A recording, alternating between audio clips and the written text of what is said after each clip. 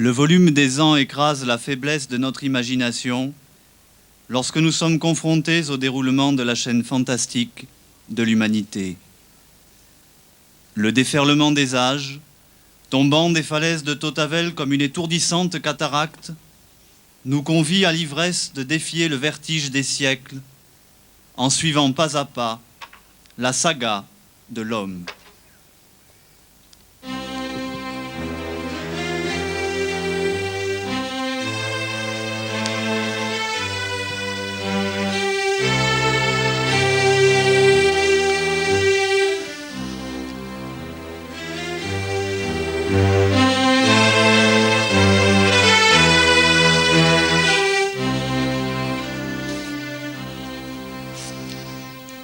Dans la préhistoire profonde, une troupe de chasseurs s'affaire dans son campement.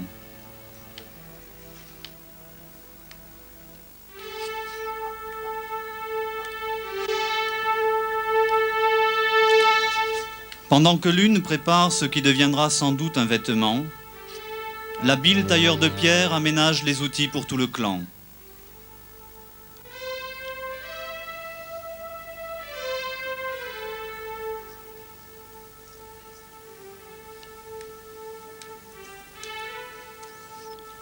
Enfin, les chasseurs rentrent avec un mouflon.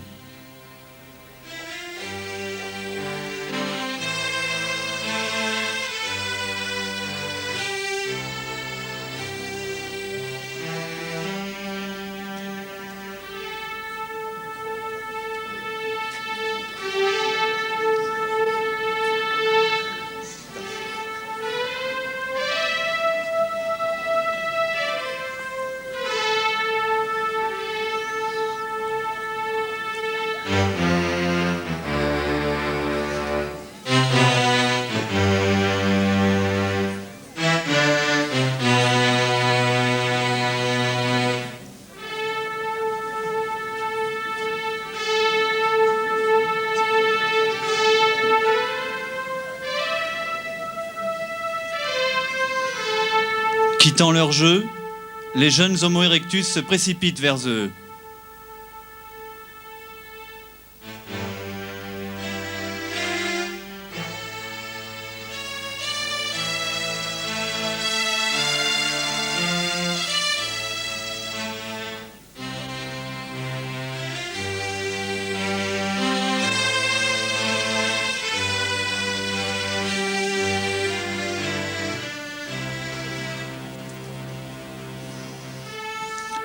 Le repas du jour était assuré.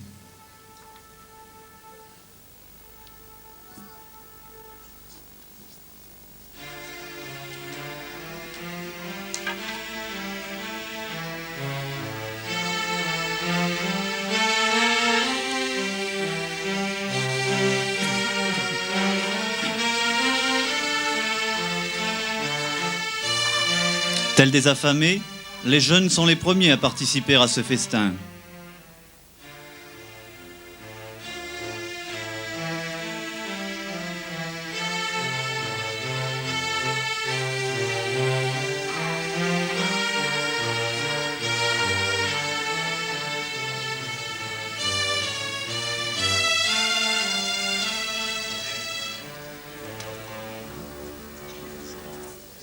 Quand soudain, la colère du ciel éclate.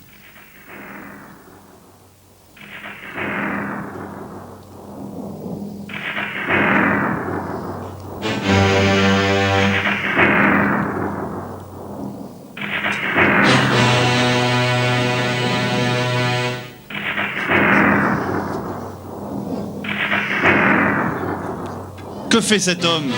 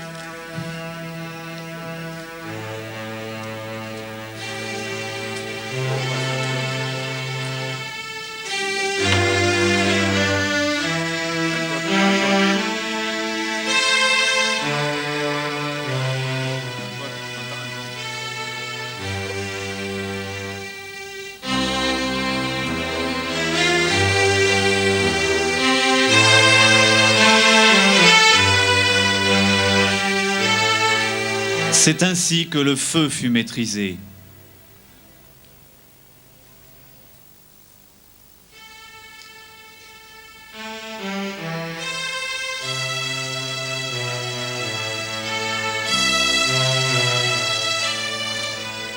Les hommes modernes remplacent ceux de la préhistoire ancienne.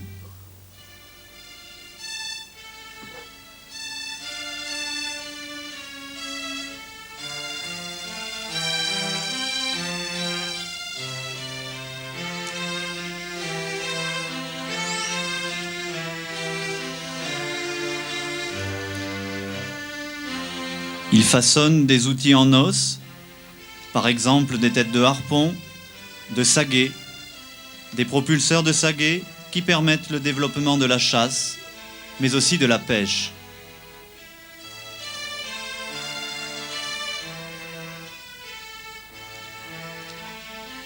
Les aiguilles à chat en os permettent de coudre des vêtements ou les toiles des huttes.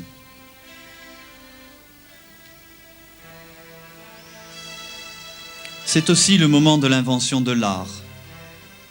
Les hommes décorent l'intérieur de certaines grottes de dessins, peintures, gravures, sculptures et modelages. Ils ornent aussi certains de leurs objets familiers.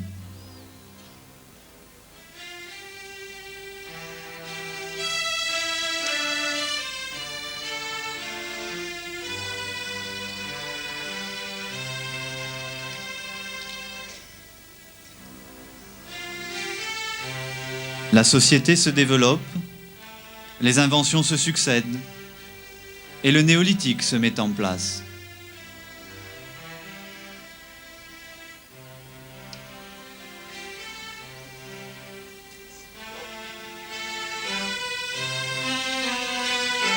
Les hommes élèvent des chèvres et des moutons, mais aussi des bœufs et des porcs.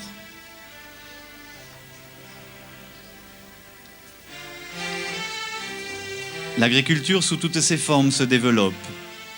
Les premières plantes cultivées sont des céréales, orge, blés et millet. La farine, fruit de l'écrasement de ces céréales, permet la fabrication du pain, des galettes et des biscuits.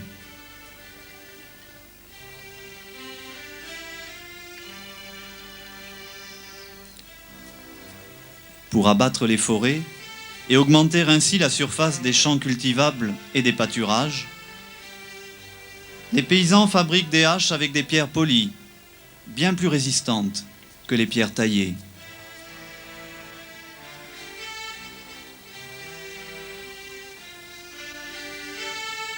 Le modelage et la cuisson de la terre permettent l'élaboration de vases, gobelets, marmites et écuelles qui constituent la vaisselle néolithique.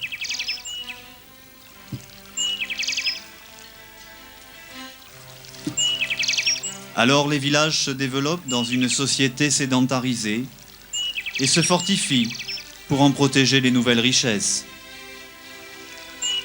La société agropastorale est née, elle se développe et prospère rapidement.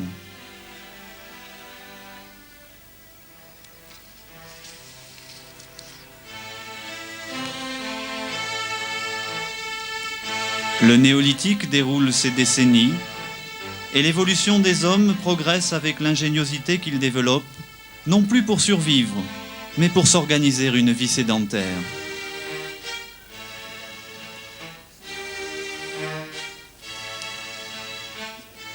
Au fur et à mesure, ils arrivent à maîtriser une nature dans laquelle ils vont finir par s'imbriquer en l'exploitant méthodiquement.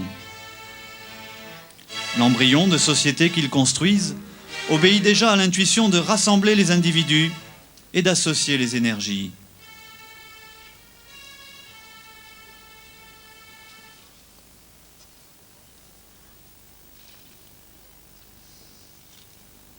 Les hommes inventent une forge à la dimension de leurs premiers besoins.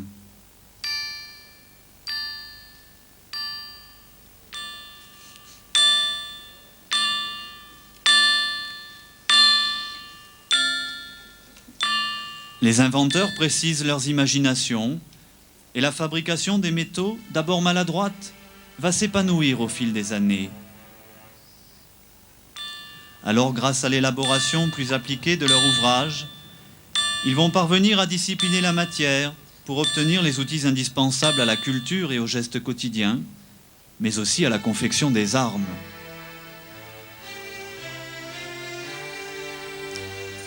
Néanmoins, la notion de commerce s'initie et le troc en sera le premier élément pendant les siècles futurs.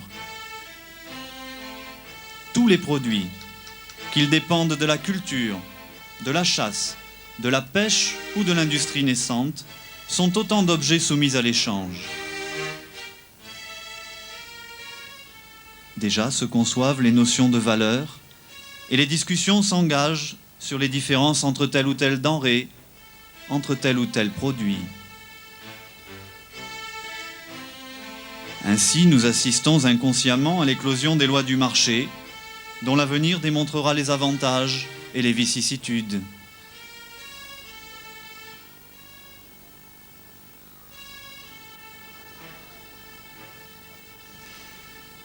La coquetterie, dont l'origine se perd dans les temps, émerge avec insistance.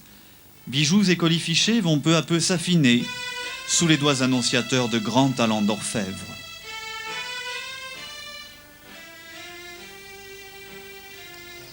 Dans le cheminement des improvisations et des dynamiques, l'homme donnera libre cours à l'expression de son intelligence.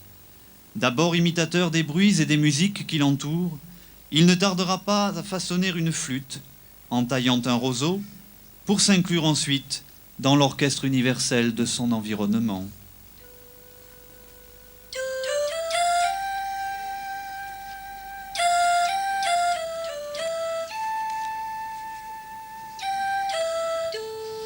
L'homme improvise sur sa flûte.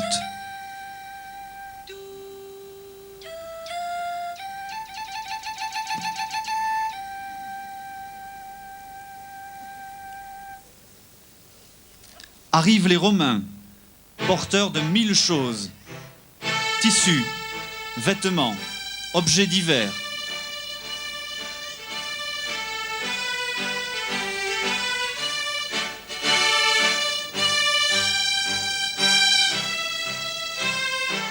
D'abord méfiants, les autochtones les entourent et des échanges réticents vont s'opérer dans une ambiance de curiosité réciproque.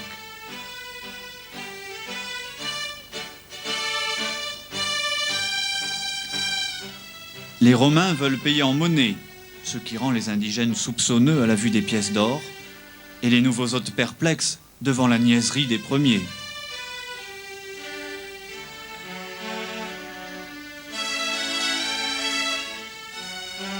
Pourtant, le vin servi à partir des amphores va détendre rapidement le climat timoré de ce champêtre marché.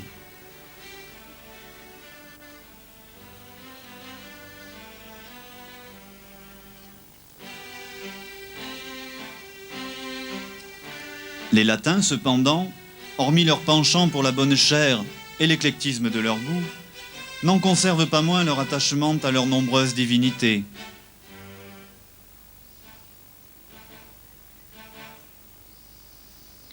Ils élèvent un monument à Jupiter, auquel ils vont dédier la conquête d'un territoire dont ils perçoivent les richesses futures.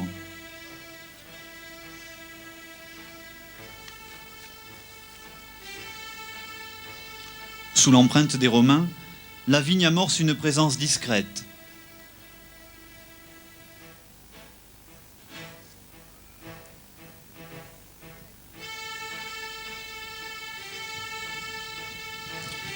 Mais à l'horizon se profile la décadence d'une civilisation victime du bien-être et des besoins ludiques d'une certaine facilité d'exister.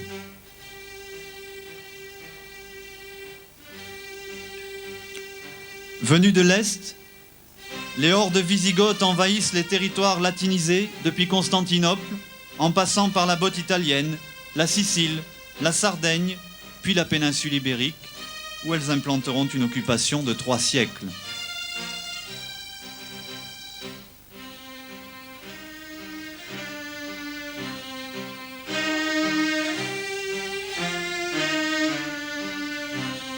Les Visigoths ramifient leur extension à l'intérieur des terres et à l'instar des Romains 5 siècles auparavant, ils vont imposer leur manière de vivre en nos lieux. Ils apportent d'autres mœurs, une autre culture et une langue bien différente dont les racines, comme celles de la précédente, alimenteront à leur tour les fondements de la langue romane. Peut-être essentiel pour l'histoire de l'humanité sera l'apport des prémices d'une religion qui s'éloignera graduellement de l'arianisme pour devenir le catholicisme. Tout de suite, la croix se substitue aux statues, aux monuments et aux temples païens.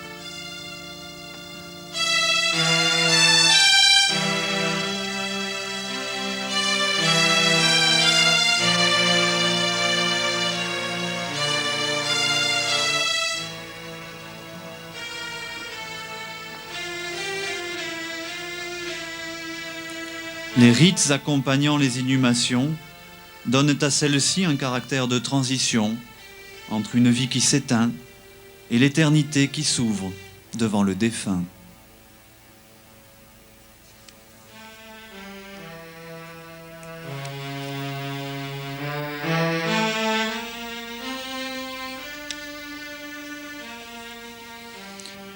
Ainsi, ce culte allait cristalliser la dispersion des croyances passées dans la personne d'un Dieu unique.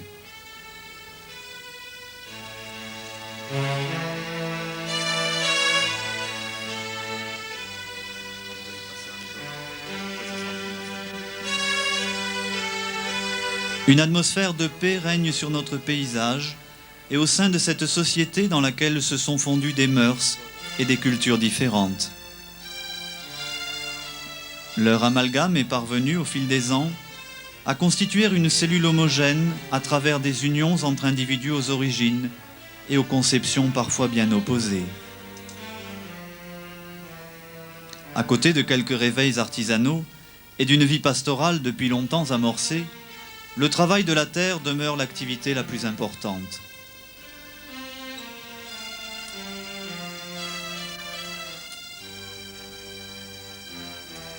Cependant, depuis l'aube de l'humanité, la paix n'a cessé d'être qu'une bien relative notion.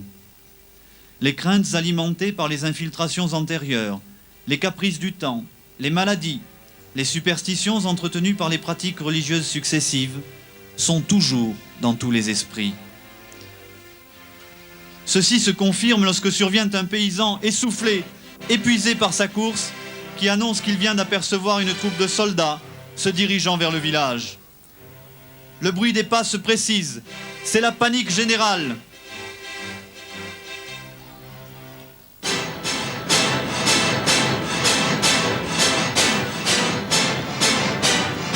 Alors tout prend une allure de tornade.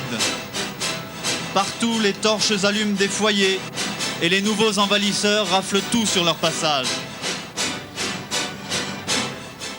La croix est renversée et traînée par un soldat. La destruction est totale et la razzia se poursuit à la vitesse d'un éclair. Tout est ravagé, pillé, saccagé.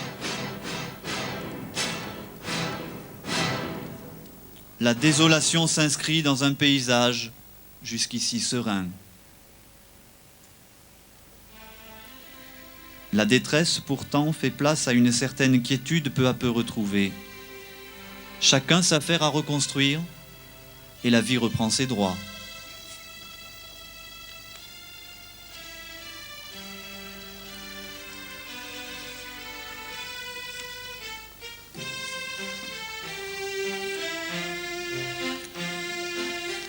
Le feu jadis destructeur est devenu le compagnon des joies. Ressuscité des anciennes fêtes grecques et latines, la célébration du solstice d'été enlace une ronde autour des flammes et les incantations et la danse ponctuent des rites oubliés auxquels vont se substituer les éléments encore diffus d'une croyance en extension.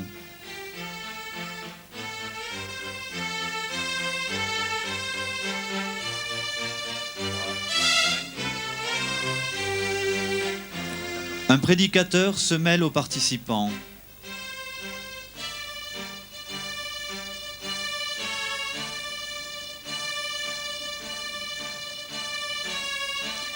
Il commence sa harangue à l'adresse des personnes présentes. Mes fils, mes frères, mes sœurs, ce feu autour duquel vous exprimez votre allégresse, ce feu que le ciel a dans les temps les plus reculés projeté sur la terre, bénissez-le, car il est le don précieux de notre Dieu.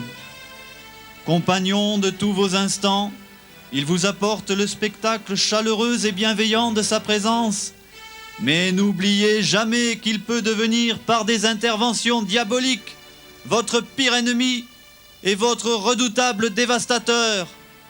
Pour ceux qui braveraient la parole divine, qu'ils sachent qu'ils seront condamnés à subir éternellement les flammes et les brasiers de l'enfer sous l'action des démons. Incrédules à ces propos, deux énergumènes se saisissent du volubile imposteur et le jettent sans ménagement hors de leur territoire.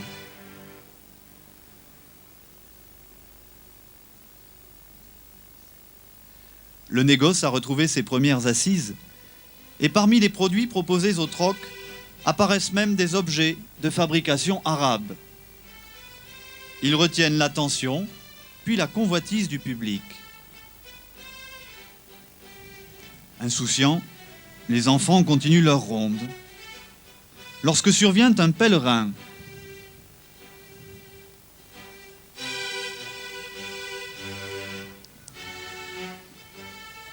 il est porteur de nouvelles concernant un pays insoupçonné de nos habitants.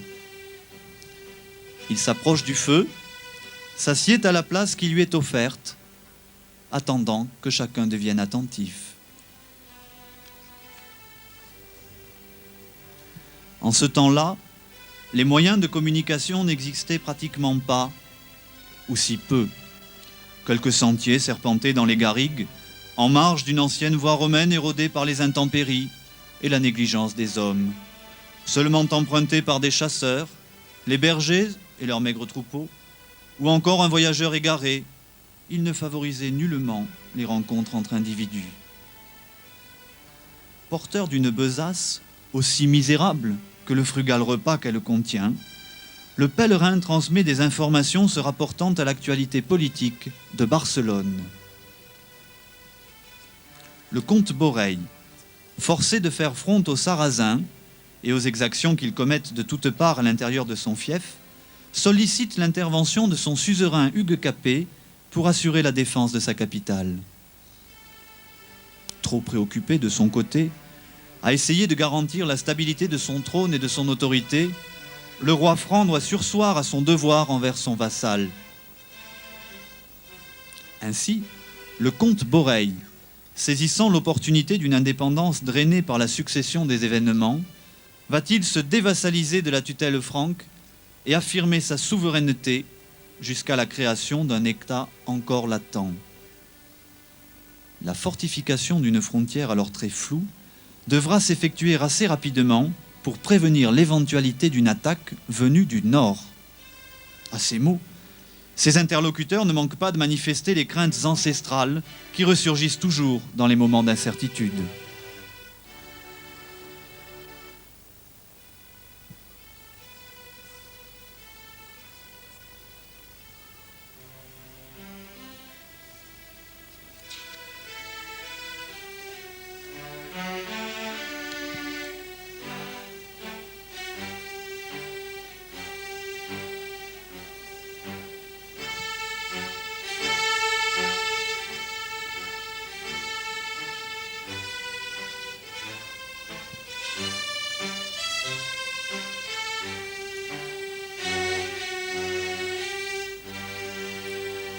Quelque temps plus tard, arrive le comte Bernat Taillefer de Bézalus, cousin mais vassal du comte Boreil.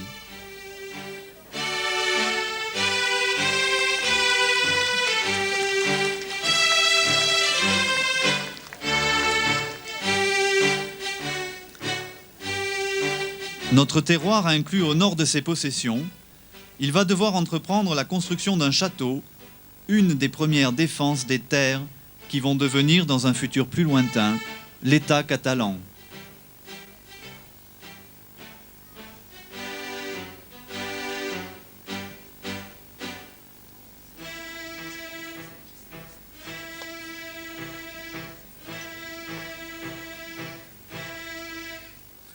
Ce château terminé, et heureux qu'il corresponde à l'objet désiré, le comte Bernat devait s'écrier :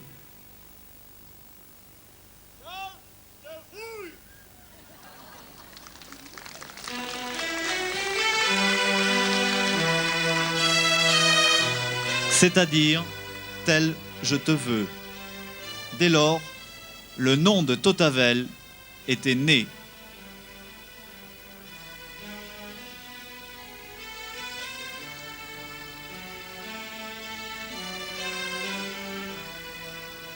La présence du château à une lieue du village, alors dénommé Alentat, rassure les habitants qui vaquent à leurs travaux avec une meilleure assurance.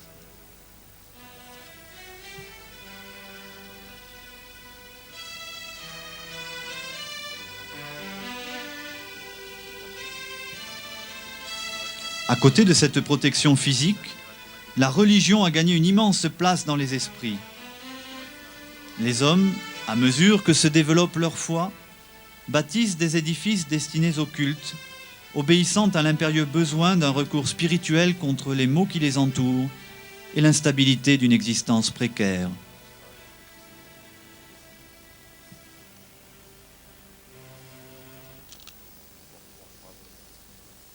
Ils accueillent avec humilité et respect un ecclésiastique.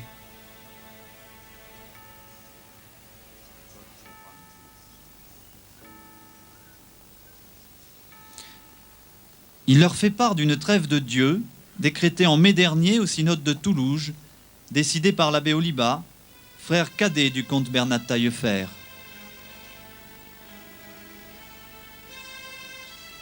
Néanmoins, cette trêve connaîtra de nombreuses entorses et de nouvelles interventions du clergé seront nécessaires pour restreindre la fréquence des conflits.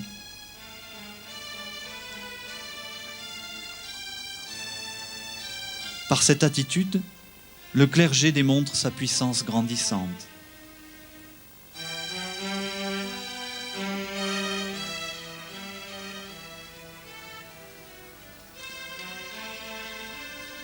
Mais avec la soudaineté de l'éclair que rien ne laisse envisager, est-ce une coléreuse manifestation de la Providence? Une incroyable fulgurance embrase intégralement le ciel. L'épouvante gagne personnes et animaux quand la comète de Halley, avec son interminable queue de flammes, passe à proximité de la Terre, alimentant bien vite superstitions et angoisses. On sut beaucoup plus tard qu'elle avait soutenu Guillaume le Conquérant lors de sa victoire d'Hastings.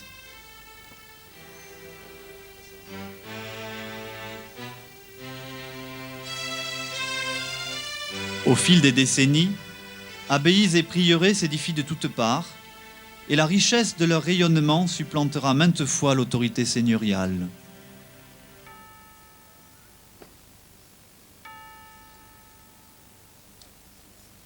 Aux impôts des seigneurs s'ajoutent les contributions des ecclésiastiques.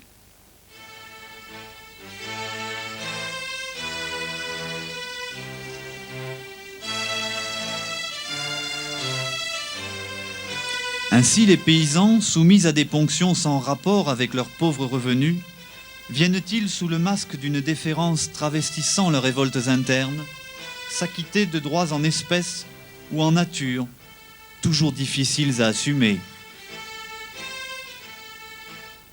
Une prison, nommée Scarcelleria, sommairement aménagée dans une dépendance du château, sert de détention aux payeurs récalcitrants, ou plus souvent insolvables. Il est vrai qu'on s'évade de l'escarcellerie avec autant de facilité qu'on y pénètre.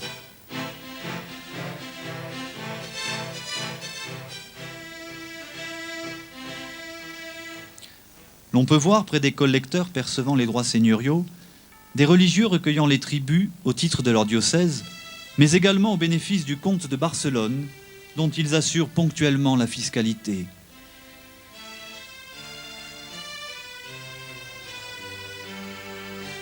À côté de la dîme et d'une gamme discordante d'impositions, les législateurs, très inventifs dans le domaine de la récupération d'un maximum de finances, ont-ils ajouté la conoscia, destinée à sanctionner les femmes adultères.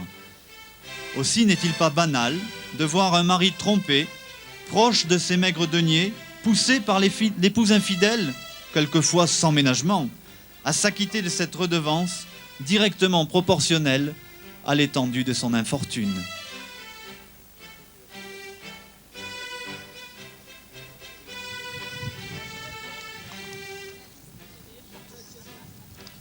Faut-il imaginer, avec mille angoisses, ce qu'il adviendrait si nos gouvernants s'inspiraient un jour de cette bien originale pratique?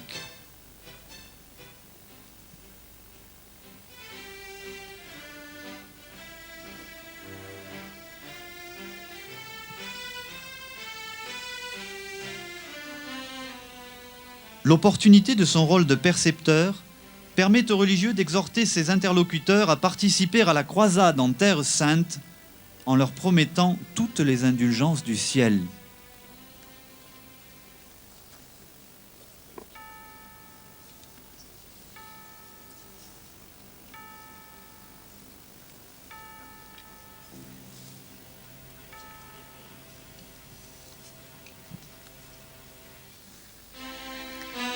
Les problèmes d'incommunicabilité intensifiés par l'absence de voies d'accès convenables entre villages et contrées contraignaient les individus à vivre en vase clos et l'autarcie s'exprimait dans tous les domaines.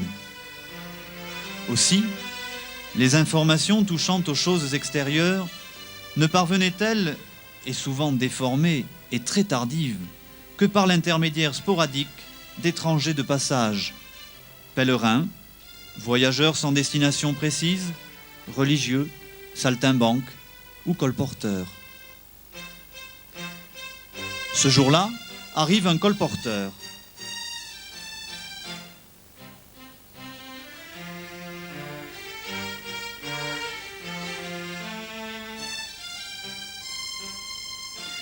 Il commence à déballer ses articles tout en entretenant les gens qui l'environnent des informations accumulées au fil de ses longues pérégrinations. Entre autres choses, il propose des objets des régions cathares traversées. Alors il raconte les drames dont il a été le témoin. Brutalité, arrestations violentes, torture et la multiplication des bûchers où périssent tant de parfaits. Il est très récemment passé par Quéribus, abandonné par ses défenseurs, après la trahison d'Olivier de Termes, rallié à la cause de Louis IX. Il ne paraît pas douteux qu'une partie de sa marchandise ne soit pas étrangère au sac du dernier bastion du catharisme. En marge de son négoce, le colporteur continue de distribuer ses informations. Passant par Santarnac, il a vu les Templiers établir leur domaine et construire une meunerie selon des conceptions préfaçant l'intelligente rentabilité des méthodes futures. Un demi-siècle plus tard, ces mêmes Templiers, victimes de la convoitise de Philippe le Bel et de la complicité imposée du pape Clément V, connaîtront les sévices inhumains de l'Inquisition et pour beaucoup, les affres du bûcher.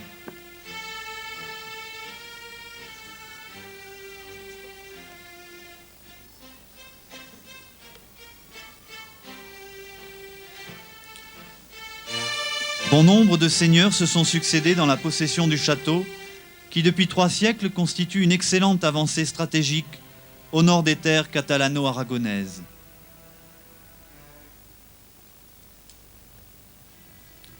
La tour d'Elfar, dans ses dimensions définitives, dresse maintenant son imposante et rassurante stature au-dessus des premiers reliefs des Corbières.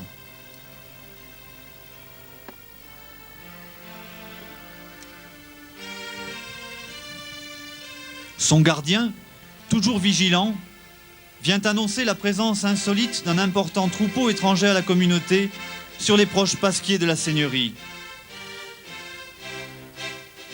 Aussitôt, tout ce monde se précipite vers l'endroit indiqué pour en chasser les intrus.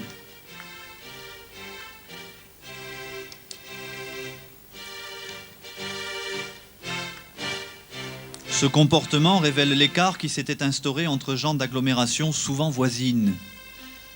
Peut-être l'atavisme des antiques rivalités tribales.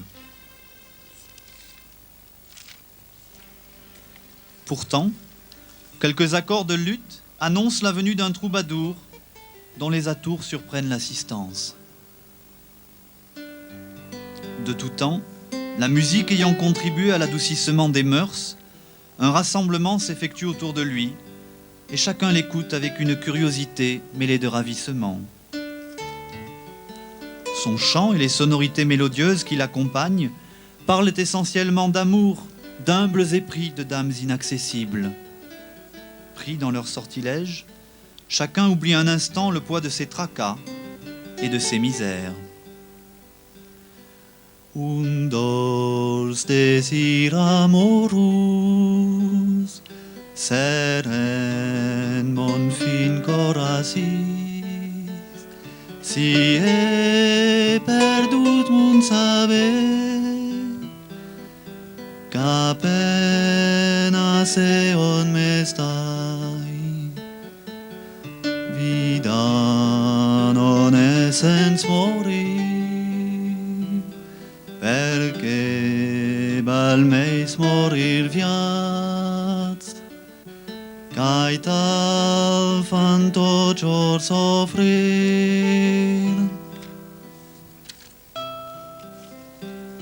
Sa chanson terminée, il fait part à la petite assistance des événements survenus depuis quelque temps. Le partage de ses états par Jacques Ier le Conquérant à ses deux fils, Jacques et Pierre, et la mort à Perpignan du roi de France, Philippe le Hardi.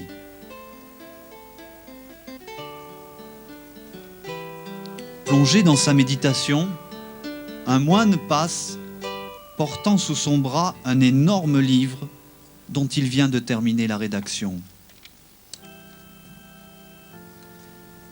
Il s'agit du Cap Breu, institué par Jacques II de Majorque, dans les pages duquel sont consignés des actes, la nomenclature des servitudes ou des observations concernant l'administration de la seigneurie.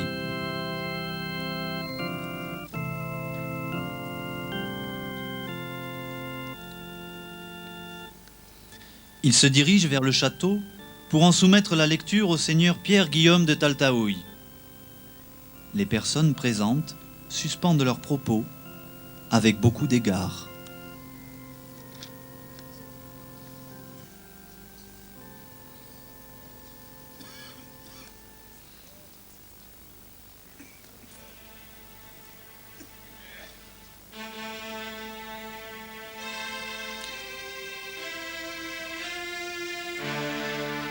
Passé cet intermède, le troubadour relate la conquête de la totalité des îles Baléares, dont Jacques II et son neveu Alexandre III se partagent la propriété. Continuant son propos, le chanteur vante les richesses de ces terres lointaines, désormais acquises à la chrétienté au détriment des morts. Ceux qui s'y installent sont promis à l'indépendance et peut-être à la fortune. On peut supposer avec juste raison que de cette époque daterait l'implantation des familles originaires de notre terroir sur l'île de Minorque et dont le nom Taltavouille a proliféré jusqu'à s'étendre vers de nombreux horizons. C'est l'heure où l'hégémonie catalane projette ses ambitions vers des contrées aux confins de l'imaginable. Sardaigne, Vénétie, Sicile, Grèce et même Byzance, quand les Almogavars entreprennent une épopée qui les fera mettre au nord du bassin méditerranéen.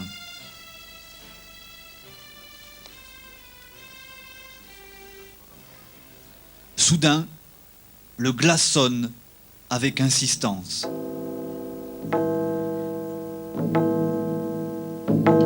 Une atmosphère lugubre couvre la vallée.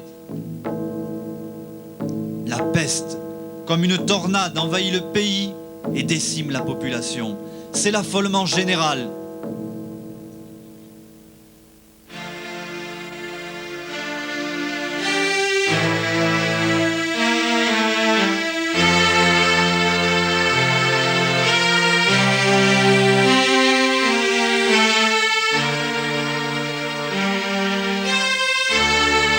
La mort frappe sans distinction.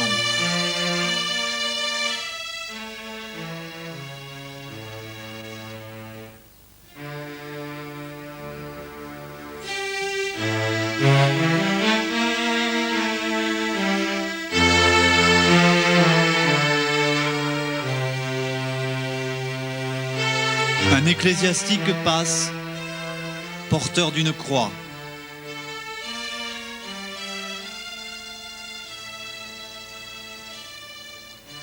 Partout les feux s'élèvent, où les habitants viennent brûler des effets et des objets ayant appartenu aux défunts.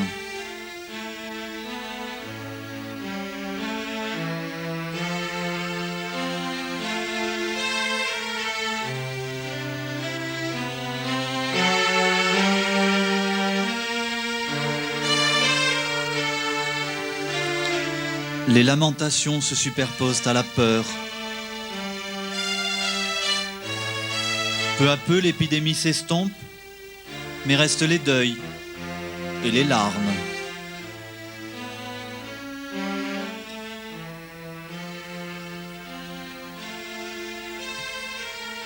Cette douloureuse circonstance va favoriser le commerce des sorcières, les bruches, dont l'influence s'affirme au fil des ans à l'intérieur des esprits fortement traumatisés par la cascade des événements qui ont assombri leur modeste univers.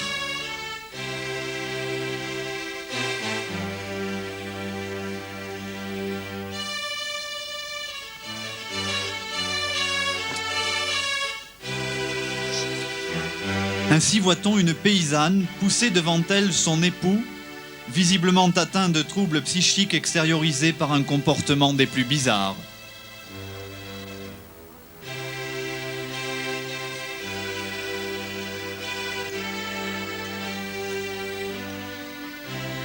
Apparemment, la guérison s'avère extrêmement abrupte s'il n'interviennent des vertus puisées auprès des puissances occultes.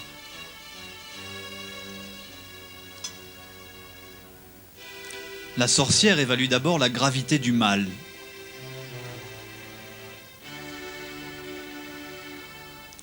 Puis recouvrant son patient d'un drap aux mystérieuses facultés, elle commence ses exercices incantatoires assortis de mouvements kabbalistiques dont les effets seront pour le moins surprenants.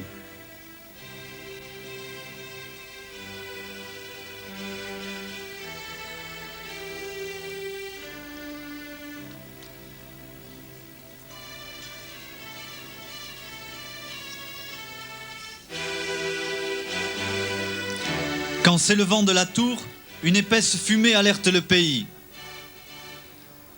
Les routiers des grandes compagnies, libérés par le traité de Bretigny, après avoir traversé les Corbières, vont se répandre à travers le Roussillon. Pourtant, ils vont contourner les fortifications frontalières pour foncer vers le sud, sans négliger au passage leur acharnement à dévaster, en évitant toutefois d'affronter les murailles trop dissuasives de notre château.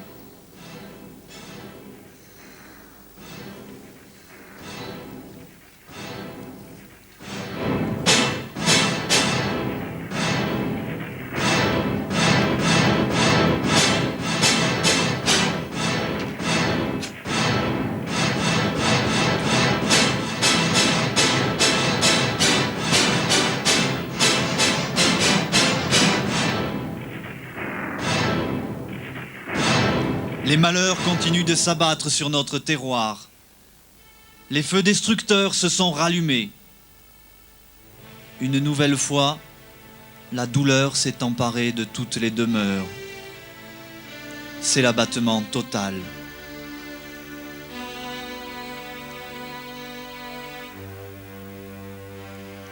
La mort d'un côté, l'exode de l'autre, provoquent un affaiblissement démographique important. Les exigences fiscales de la couronne d'Aragon accentuent le marasme économique local. La morosité plane sur notre cuvette.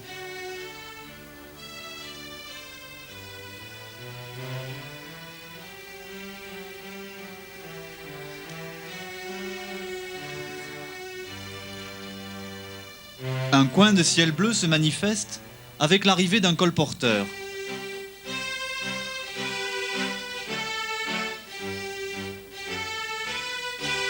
C'est un homme jovial qui aime à plaisanter en étalant un lot d'étoffes venues des fabriques prospères du Roussillon et du Val-Espire.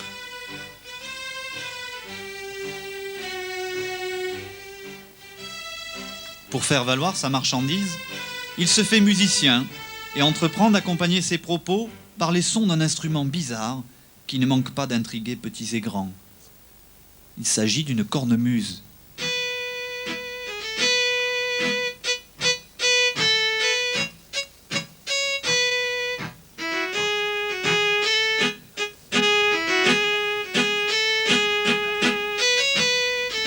Le rythme imprimé par le vendeur, mi-mercanti, mi-saltimbanque, entraîne tout ce monde dans une ronde proche de la Sardane, dont la gaieté apporte un climat plus chaleureux.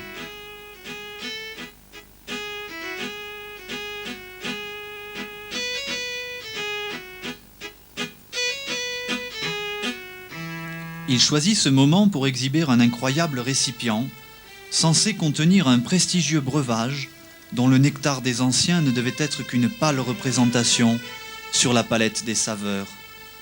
Le vin doux, inventé depuis quelques années par un docteur catalan, Arnaud de Vilanova, faisait pour la première fois son apparition sur le sol de Totavel, avant de devenir 6 siècles plus tard l'une de ses meilleures ressources. Ainsi, la gourmandise et l'allégresse aidant l'incitation aux libations répétées, il arrivera que certains verront leur centre de gravité fortement compromis.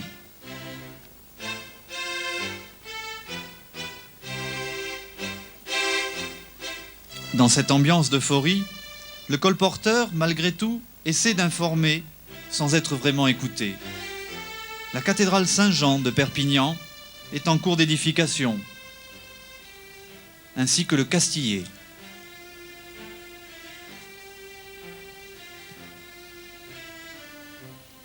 Perçant les moiteurs de la nuit d'été, un air exprimant toute sa douce nostalgie s'élève pour composer une atmosphère à la fois sécurisante et recueillie. Montagnes Regalades ressurgit des anciennes guerres d'expansion où s'illustrèrent des Roussillonnais au sein des compagnies des Almogavars, retrouve par les voies du terroir l'alliance des parfums et des musiques de l'éternel Canigou.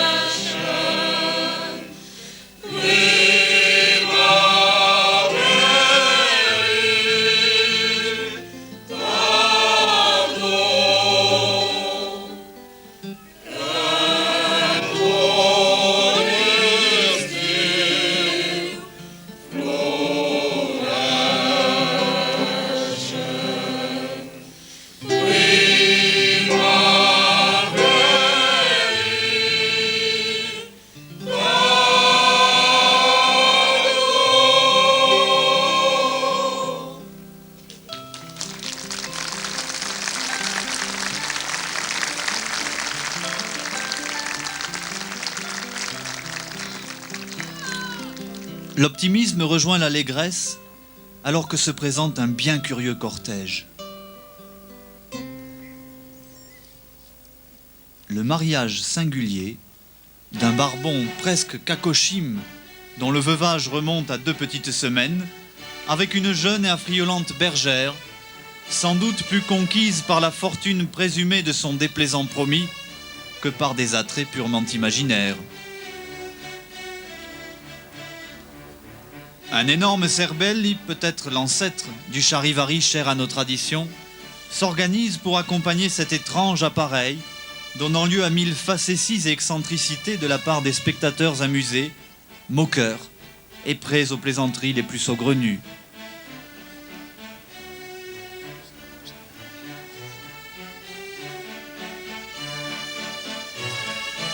Ajoutant au burlesque de la situation, quelques jeunes facétieux se rendent chez les récents époux, porteurs d'un récipient ordinairement réservé à des fonctions hygiéniques. Suivant une cocasse tradition, ils vont imposer au couple l'absorption d'une soupe à l'oignon, réputée prompte à stimuler les ardeurs soupçonnées défaillantes.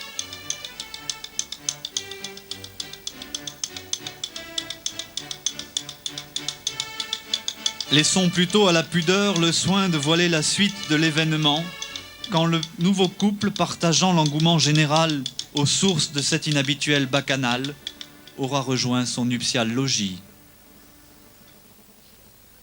Un peu plus tard dans la nuit, et sans qu'il paraisse nécessaire d'établir une inopportune relation avec l'événement précédent, la tour d'Elphar s'illumine pour prévenir d'un proche danger. Heureusement, cette fois, l'alarme n'était pas fondée. Le veilleur, surpris par la lointaine lueur des torches éclairant une longue procession de pénitents accompagnant un condamné au supplice vers les hauteurs de Perpignan, avait cru à la menace d'un éventuel agresseur.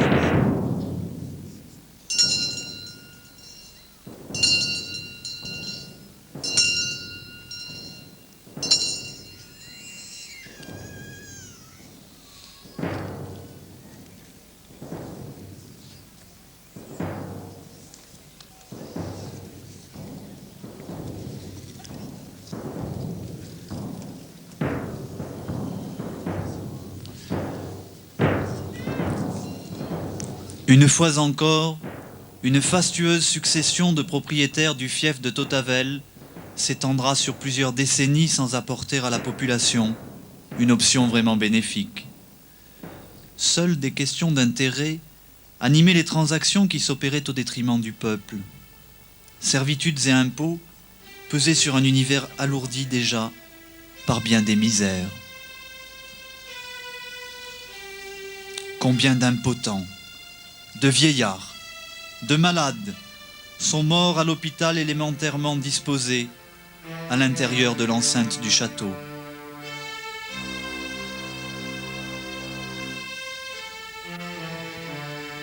En moins d'un siècle, la démographie décroît de façon intense pour accuser une énorme érosion.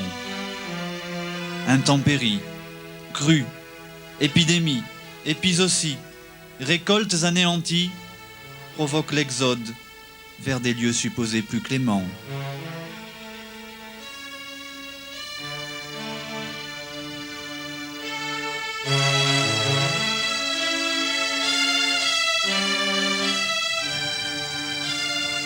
Plus pitoyable encore, arrive un paysan parti depuis des années à la recherche d'horizons utopiques.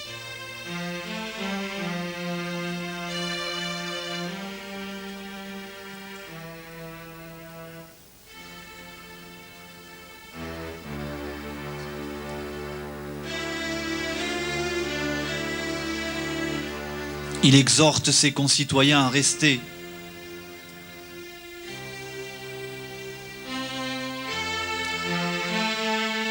La guerre sévit de toutes parts.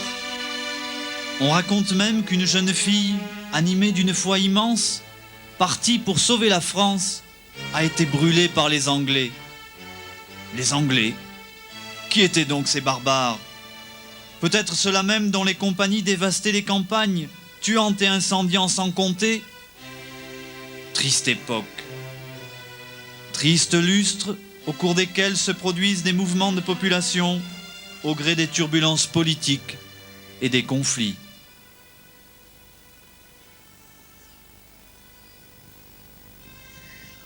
Ce jour-là, l'actuel seigneur de Tautavel, le chevalier Roger Sanesplade, va rejoindre son château après une longue odyssée vers les terres lointaines, alors qu'il accompagnait son suzerain, Alphonse IV le Magnanime. Il est suivi d'une toute jeune esclave, sans doute cédée par le roi. Mûrie sous d'autres soleils, vêtue d'oripos aux couleurs surprenantes, elle offre au regard une démarche naturelle, sensuelle, soulignant l'exotisme de son authentique beauté. Ce charme peu commun ne tarde pas à susciter bien des convoitises parmi la gente masculine. C'est ainsi que, sans doute animé par quelques démons lubriques, le fils du meunier, enfiévré de désir, poursuit l'adolescente dans une course échevelée, dont on dira plus tard qu'elle se termina dans le tumultueux désordre des derniers outrages. Cependant, la démographie continue son affaissement. Quelques maigres lopins de terre grossièrement cultivés témoignent pourtant de l'entêtement ou de la résignation de certains. Parmi les paysans réunis, survient l'aide du guetteur descendu de la tour s'approvisionner en bois sec.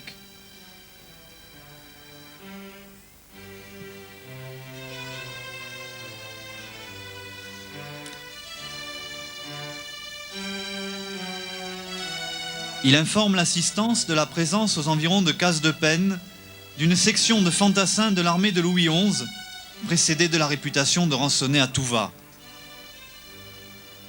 Pachas vient de tomber sous les assauts des Français.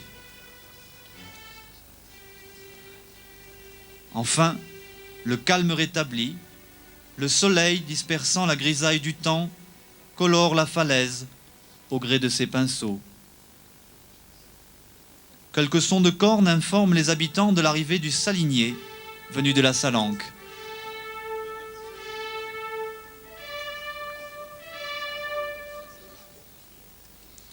Il installe ses baquets remplis de poissons salés, anchois, sardines, anguilles, ainsi que du sel recueilli sur les bords du littoral.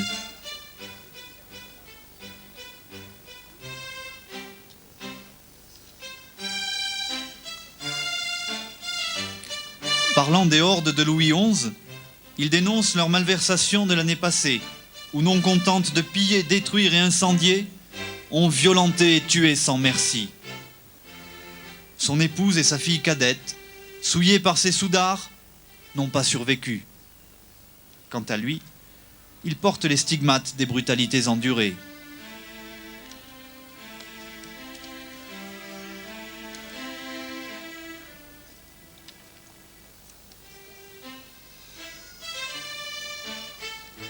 L'histoire nous a démontré que les phénomènes constituant sa trame s'inscrivaient dans le déroulement d'événements aux multiples similitudes, les prospérités succédant aux malaises, et inversement.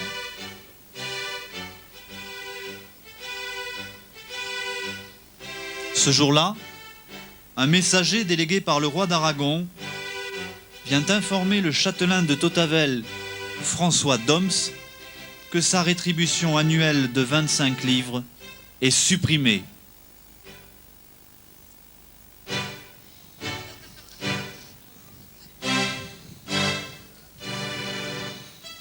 Déjà victime des outrages du temps, le château continue son lent délabrement par faute de réparations et d'entretien, à l'image d'un village dont la population vieillissante devient le noyau essentiel. Sur ces entrefaites, fatigué par une longue marche, se profile un moine envoyé par sa communauté de la Réale, porteur d'un bréviaire fraîchement imprimé sur les presses du premier imprimeur de Perpignan, Johann de Rosenbach, venu d'Heidelberg exercer son art en Catalogne.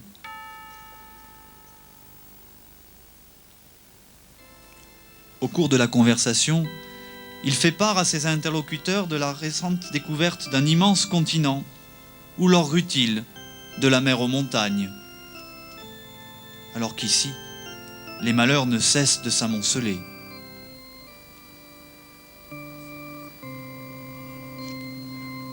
Néanmoins, la vie conserve immuablement ses droits. Ce matin, le son joyeux des cloches vient rompre le silence douillet qui prolonge les voluptés de la nuit.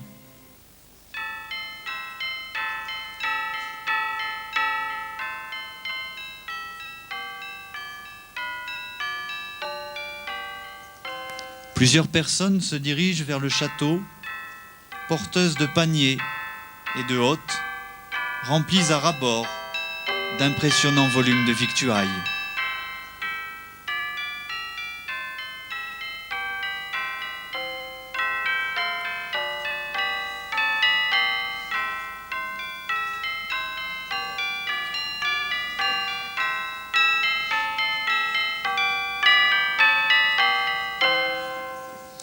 Tout à l'heure auront lieu les épousailles de Bernard, fils d'Onufre d'Oms, avec une fille d'Esbach. La cérémonie et les agapes pantagruéliques qui lui succéderont sont appelés à réunir l'élite des contrées voisines. D'immenses tables sont montées où la multitude et la qualité des mets vont se confondre avec celle des vins abondamment pourvus par ce généreux terroir.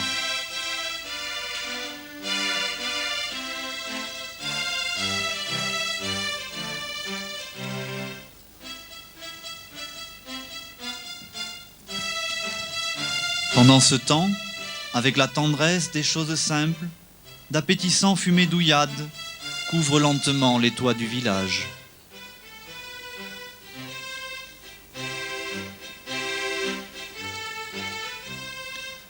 Rares étaient restées les personnes actives depuis le départ de quelques jeunes attirés par des gains chimériques lors de la construction du château de Sals.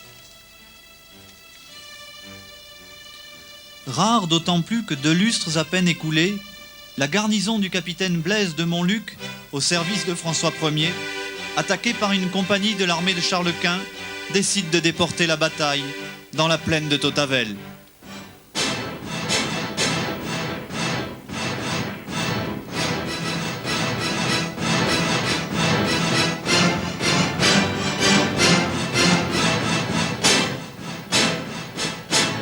Le pillage, la destruction des biens et des récoltes vont entraîner d'autres exodes et des réticences de rénovation tant de la part de la famille d'Oms en possession du fief que de la population résiduelle dont les forces vives sont une infime minorité.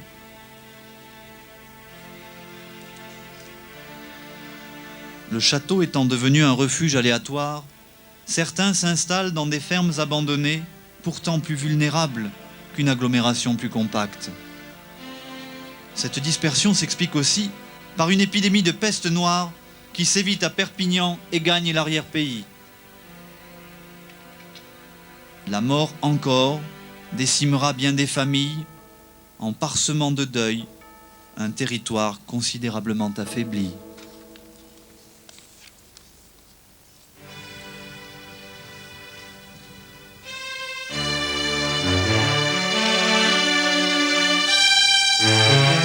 Il semble qu'un certain fatalisme se soit répandu sur cette contrée, où jusqu'ici l'histoire avait écrit ses caprices avec l'encre des larmes, en laissant dans l'ombre les heures parcimonieuses de fugitif bonheur. Pas plus que le précédent, ce XVIIe siècle ne sera guère générateur d'enthousiasme. médiocres sont les ressources pour une population de plus en plus restreinte. Bravant les rigueurs des saisons, enveloppé dans une défroque tenant lieu de pèlerine, un vieil ermite, venu du lointain ermitage de Doma Nova en Conflans, ne rencontre qu'un auditoire limité.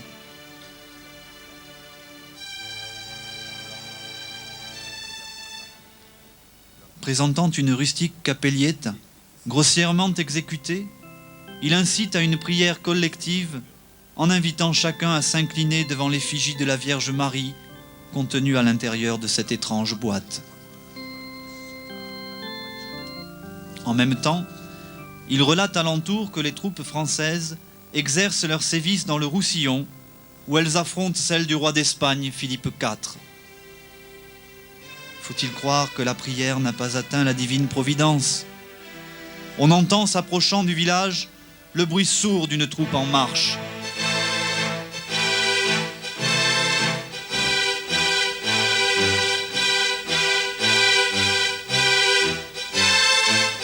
Elle est commandée par le maréchal de Schönberg, auquel l'ordre a été donné de détruire châteaux et forteresses de la région.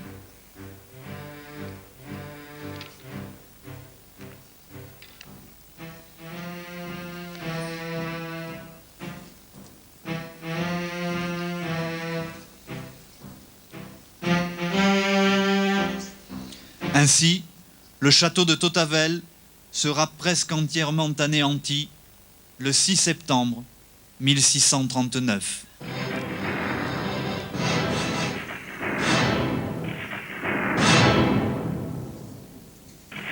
Les tonneaux de poudre allumés, le vacarme et les fumées des déflagrations viennent d'effacer en un instant le symbole de l'identité d'une nation en ébranlant sa frontière. 640 années d'histoire locale s'effondraient dans l'éparpillement des pierres et le fracas des canons.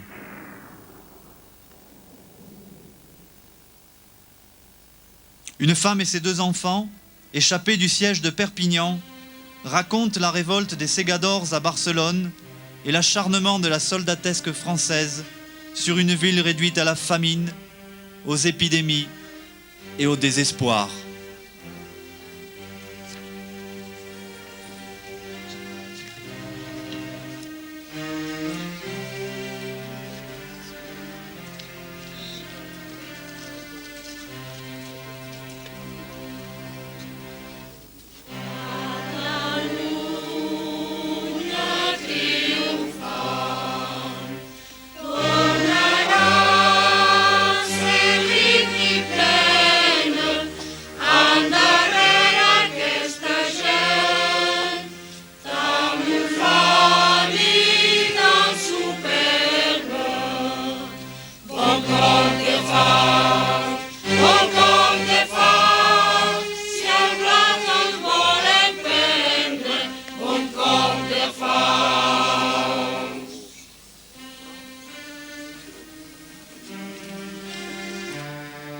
Il est évident qu'on peut abattre maisons et monuments sans pour autant pouvoir prétendre annihiler les racines des hommes et leurs élans aussi tenaces que leurs sources sans cesse ravivées.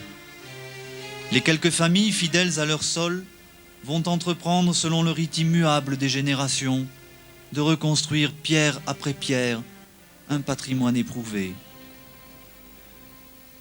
Peu à peu, les printemps fleuriront de promesses et les étés confirmeront leurs espérances. Pâques carillonnent les joies du renouveau, pendant que le vibrant cortège des jeunes gens du village recueille auprès des foyers la moisson d'œufs et autres provisions qui alimenteront le repas champêtre pris en commun sous le soleil de l'insouciance.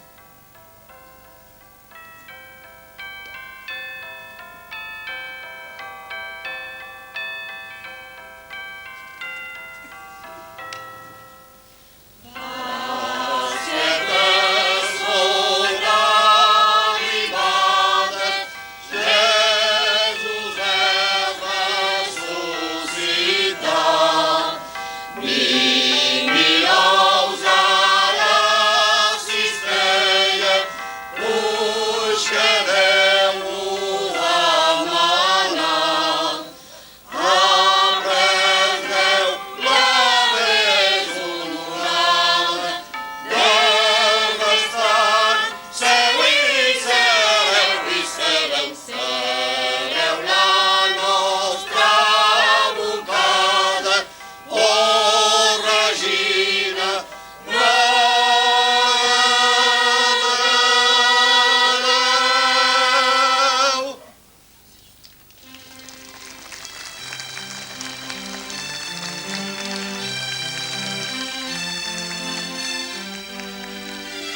Rompant ce bref instant de bonheur, un roulement de tambour se fait entendre.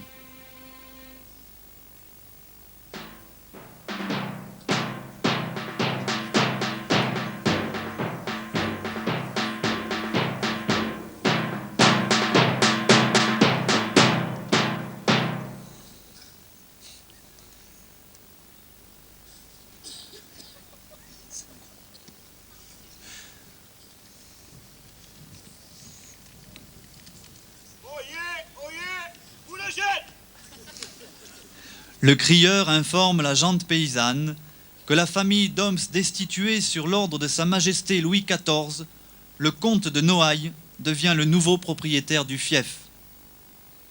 Les Tautavellois demeurent passifs à cette annonce. Que peut représenter la puissance royale sur un édifice ruiné? Quelle dérision! Un bail, désormais, sera le trait d'union entre la commune et les mandataires de l'usurpateur pour la transmission des ordonnances et l'organisation de la perception des impôts.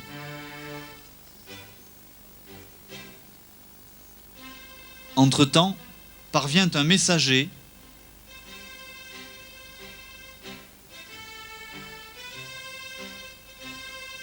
Il remet au bail une communication destinée à informer la population qu'à la suite du traité des Pyrénées, tout résident de la province devient français de droit. De droit, oui, mais au prix de quel devoir? Les Tautavellois accueillent la nouvelle dans la plus complète perplexité. Quelle signification peut avoir une situation imposée par des gens étrangers et leurs décisions politiques dont ils ne connaissent pas le sens? Qu'ont-ils à faire d'être français et d'une langue dont ils ne perçoivent que les résonances des impératifs?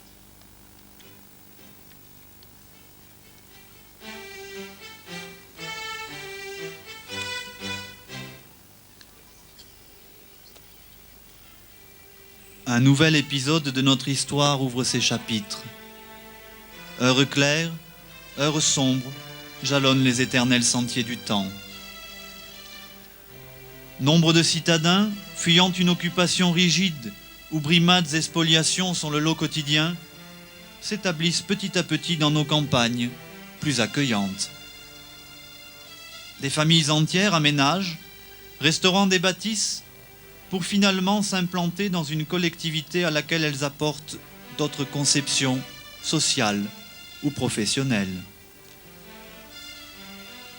L'artisanat se développe, aidant l'épanouissement de la culture agricole. Un équilibre bénéfique s'édifie qui se traduit par une progression démographique très sensible. Le nombre des habitants quintuple en 60 ans. Une bourgeoisie campagnarde éclot dans le sillage des nouveaux seigneurs, Henri du Vivier, puis Hertaut de Beaufort, dont les descendants géreront le fief jusqu'au milieu du XVIIIe siècle, favorisant par une politique souple une relative expansion économique. Curieusement, le blason des Beaufort, bravant vent, tempête, polémiques et agitations de toutes sortes, est demeuré l'emblème d'un village qui, à son image, se veut symboliquement humain. À côté des oliviers, des figuiers et des céréales, qui depuis le Moyen-Âge coloraient essentiellement le paysage, la vigne, timidement exploitée jusqu'ici, envahira progressivement les coteaux.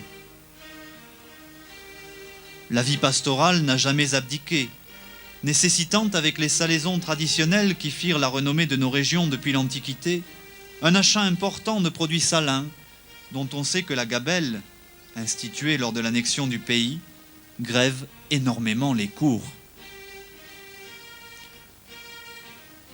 En marge de l'avidité des gabelous, une contrebande intense développe son commerce, qui de part et d'autre d'une frontière fraîchement créée, va devenir un florissant négoce.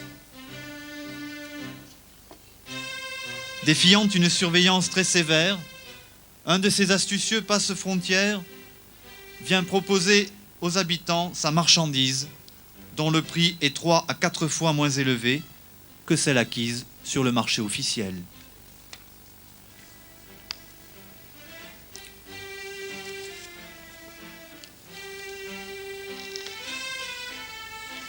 Il raconte autour de lui la répression souvent violente exercée par les nouveaux maîtres.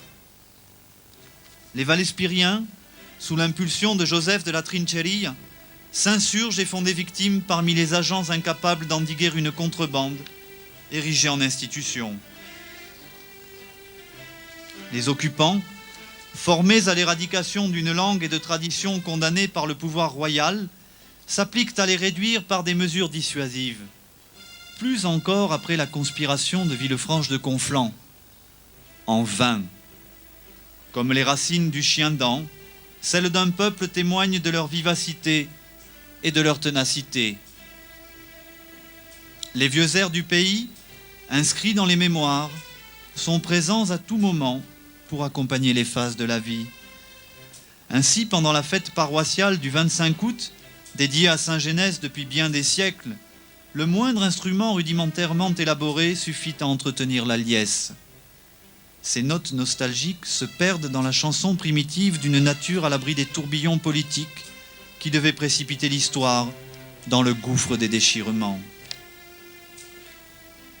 La sardane, devenue depuis le XVIIe siècle la danse dans laquelle se reconnaissent les Catalans, festonne la ronde de la fraternité à l'occasion de chaque fête ou de manifestations spontanées.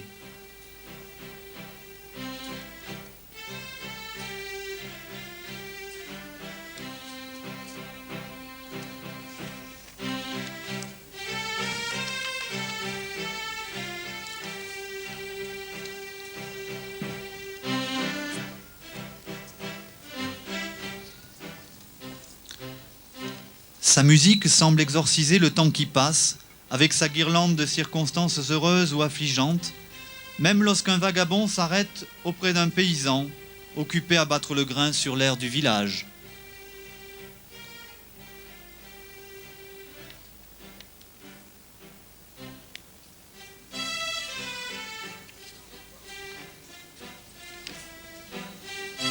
Alors, 3 semaines après l'événement, il raconte la prise de la Bastille. L'information laisse les Tautavellois parfaitement indifférents, plus préoccupés qu'ils sont par leur besogne quotidienne que par les excitations d'une brumeuse capitale. La situation est propice à notre dévoreur d'espace qui, perspicace chapardeur, accompagne ses larcins d'une délicate galanterie.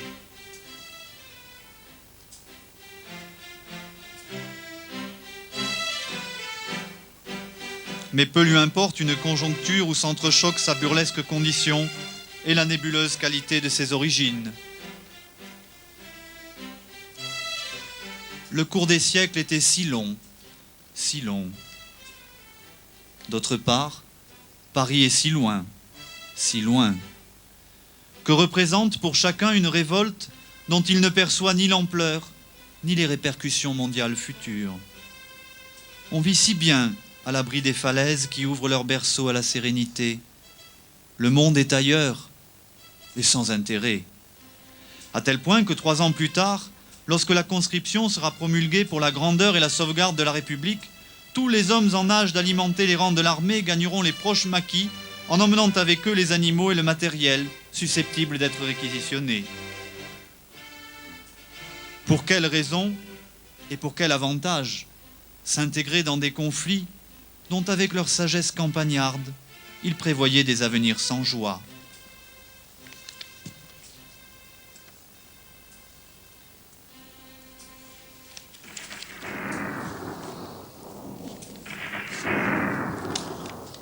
Le bruit des canons évite notre contrée, et nos terriens s'adonnent comme au plus beau jour à leurs tâches quotidiennes. Qu'importe Napoléon et ses guerres permanentes, qu'importe ses maréchaux et les intrigues politiques ou libertines,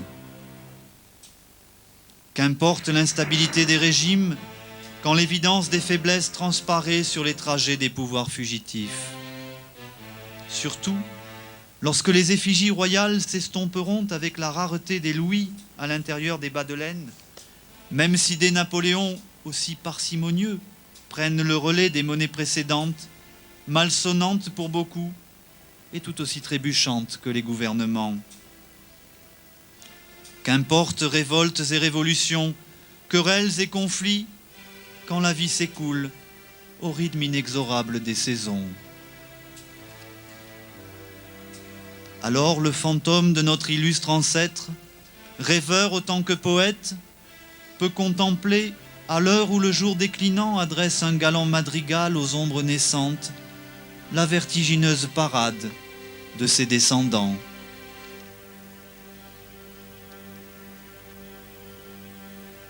Ses premiers fils, heureux d'avoir maîtrisé le feu, clé de toutes les entreprises.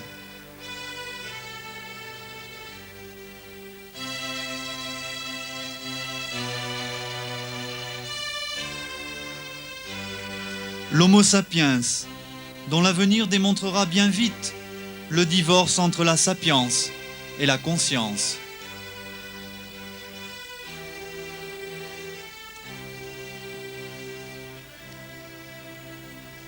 Les fondateurs de la communauté initiale.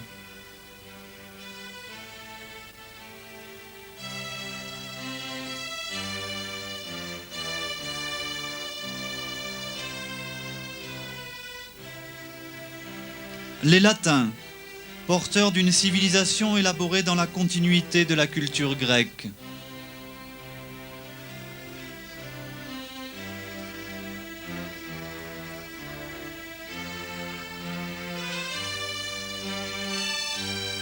Les Visigoths, acheminant les principes de la chrétienté.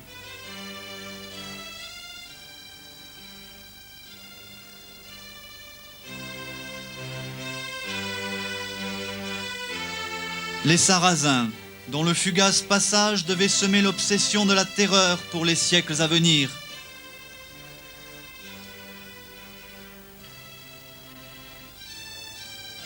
Bernard Taillefer, créateur du nom de Tautavel.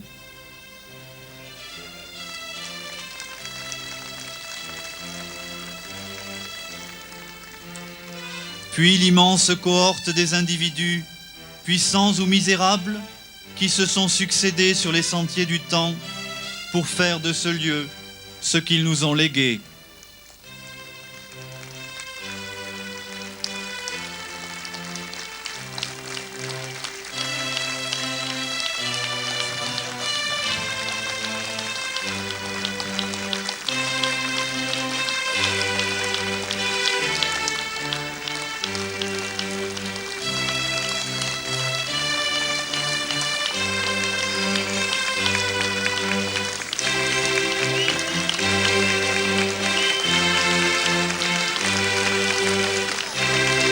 Un terroir blotti dans l'écrin bleu de ces falaises, 25 000 fois millénaire.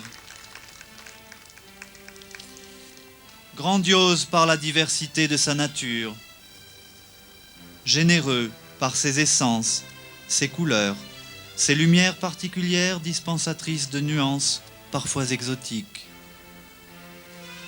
Jaloux de ses légendes, cachées sous chaque pierre. Élégant par la sculpture de ses contours,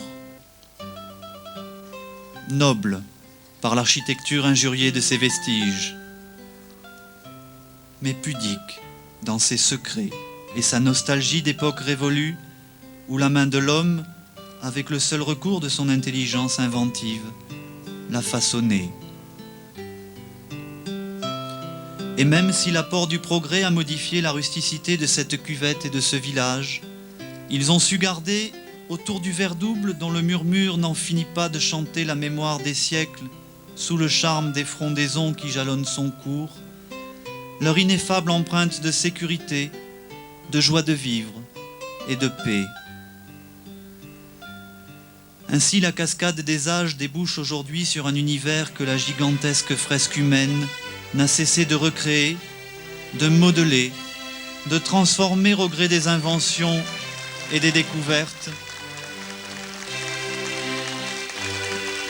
dans la lente ascension menant au flamboyant palier de la connaissance et de la science.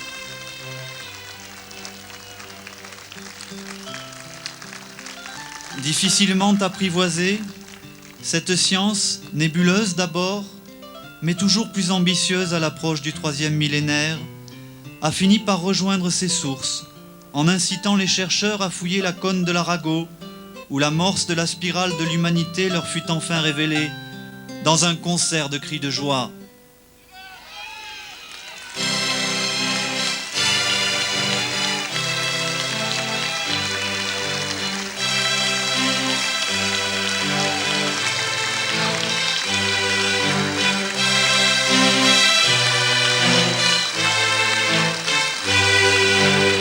« 450 000 ans d'histoire venaient de dérouler leur ronde. Maintenant, l'homme de Totavel pouvait se rendormir et continuer de rêver à l'hypothétique sagesse de ses enfants. Aux enthousiasmes que son épopée pouvait susciter, aux 1000 soleils sous lesquels allait s'épanouir la pérennité de son incommensurable postérité.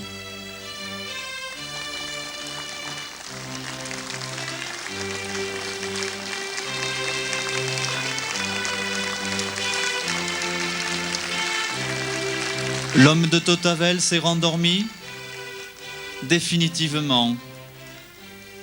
Il va désormais poursuivre son rêve vers les rives de l'éternité.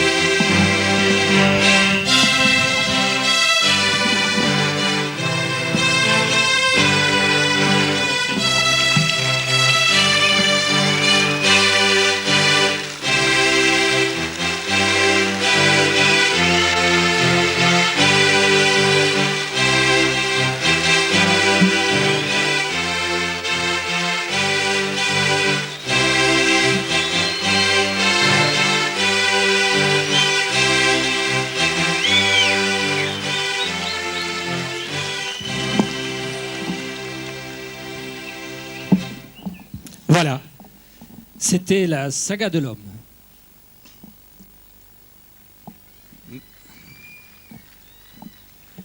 Monsieur le maire, mesdames et messieurs les conseillers municipaux, monsieur le préfet, monsieur le président du conseil régional, monsieur le président du conseil général, messieurs les députés, mesdames, messieurs, chers amis, je vais vous demander encore quelques petits instants d'attention parce que le spectacle que vous venez de voir est un spectacle un peu particulier puisqu'il a été imaginé, écrit, monté, interprété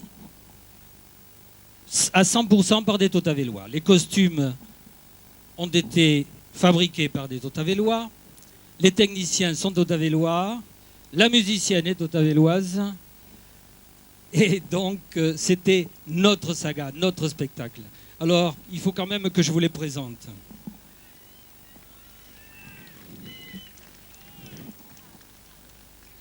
Pour les acteurs,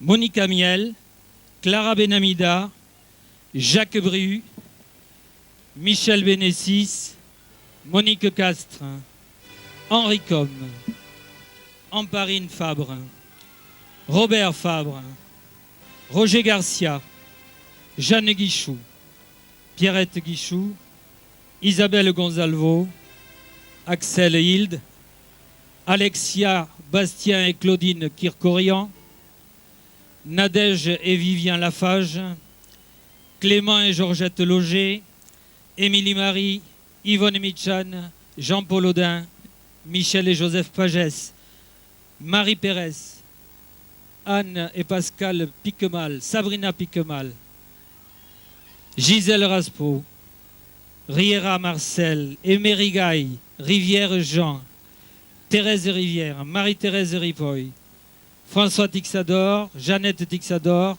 Michel et Ginette Touloumé. Voilà pour les acteurs.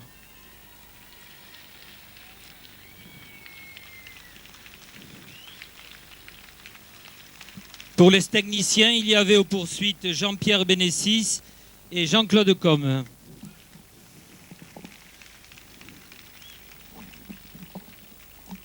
Louis Espérou, Corinne Fourmont, Claude Guichou, Florent Lafage sont à la table. Albert Poumiès a fabriqué des décors avec Francine Ripoll. Louis Raspo nous a aidé à les monter. Il y avait également dans le car régie que vous n'avez pas vu Claude Rigaille. Les couturières étaient Hélène Bierne, Albine Bonnery, Lolite et Marie-Thérèse Garcia, Quimette Jiménez, Simone Llorens, Laure Monzo, Rivière Jacqueline, Carmen Todo. Pour les habilleuses que vous n'avez pas vues puisqu'elles étaient dans la coulisse, Nathalie Catala, Michel Lafage, Marie Requena, Francine Sarda. Et le secrétariat était assuré par Marie-Thérèse Ripoll et Jacqueline Roger.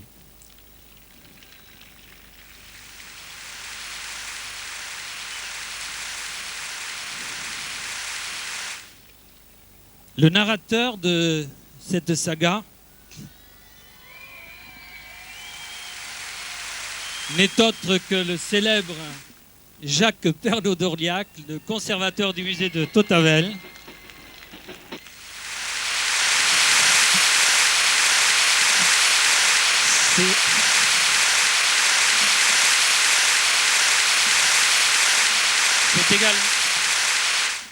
C'est également lui qui a écrit le texte du premier acte, c'est-à-dire la partie préhistorique de la saga. Et Mesdemoiselles, c'est également lui qui chantait en direct la chanson du troubadour.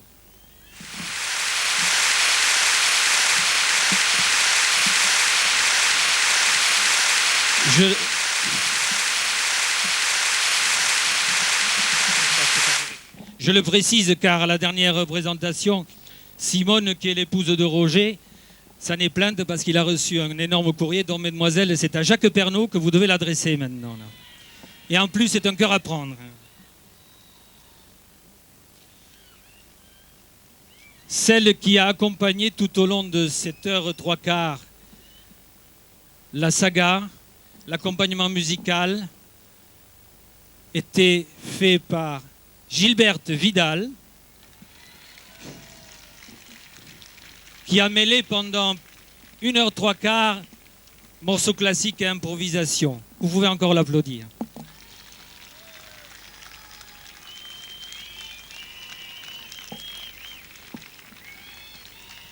Et maintenant, je vais appeler le vagabond de service. Voulez-vous vous approcher, cher ami ?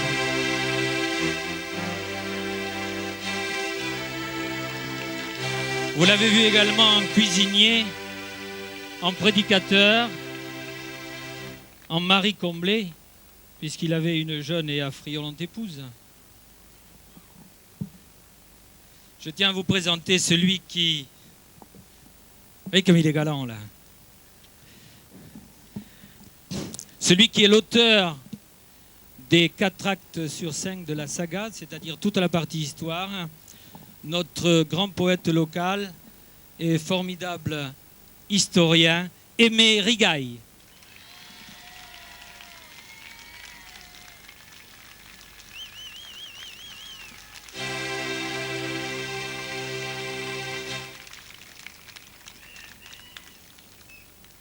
Je tiens à remercier infiniment ce public qui a été très chaleureux. Et croyez que pour les personnes qui sont sur la scène, c'est une chose vraiment extraordinaire que d'avoir un public qui répond comme vous l'avez fait. Je vous remercie 1000 fois. Et je tiens à vous présenter celui qui est l'initiateur, parce que sans lui, rien ne serait réalisé, donc notre ami Yves Castres, qui est à la fois le metteur en scène,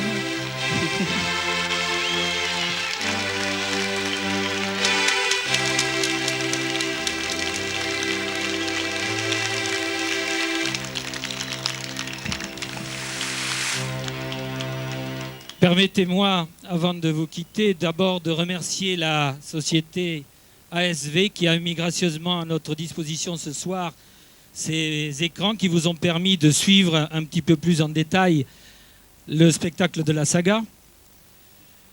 Et je ne peux pas terminer, bien sûr, sans dire que cette saga existe, bien sûr, parce que nous l'avons voulu. Mais il y a un homme qu'il faut en particulier remercier, c'est Guy Larry, le maire de Tautavel et son conseil municipal, qui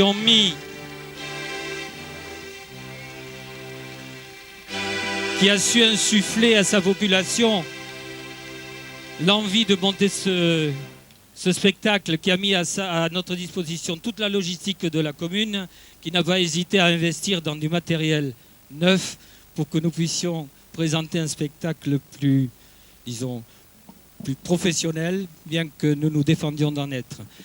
Avant de vous quitter et de vous remercier encore une fois, je vous signale que les livres de la saga sont encore en vente et que vous aurez la possibilité de les faire signer par les auteurs Jacques Pernaut et Emery Gaille tout de suite à la fin de ce spectacle. Merci beaucoup et bonsoir.